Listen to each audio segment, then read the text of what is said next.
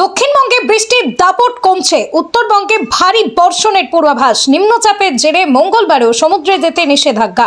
বঙ্গোপসাগরে সৃষ্ট গভীর নিম্নচাপের প্রভাবে মঙ্গলবারও দক্ষিণবঙ্গের একাধিক জেলায় বিক্ষিপ্তভাবে ভারী বৃষ্টির সম্ভাবনা থাকলেও বুধবার থেকে আবহাওয়ার উন্নতির পূর্বাভাস দিয়েছে আলিপুর আবহাওয়া দপ্তর।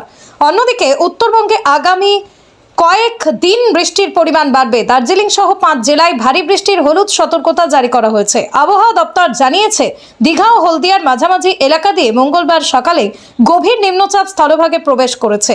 এই নিম্নচাপের প্রভাবে উপকূলবর্তী এলাকায় ঝোড়ো হাওয়া, ভারী বৃষ্টির আশঙ্কা রয়েছে। সমুদ্রপৃষ্ঠে ঘন্টায় 55 থেকে 60 কিলোমিটার বেগে দমকা হাওয়া বইতে পারে। সমুদ্র উত্তাল হতে পারে।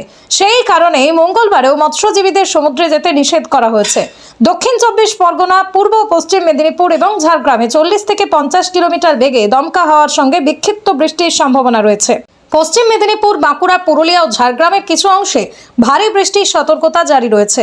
পূর্ব মেদিনীপুর ও দক্ষিণ 24 পরগনার উপকূল এলাকায়ও দমকা হাওয়ার সঙ্গে বৃষ্টি হতে পারে।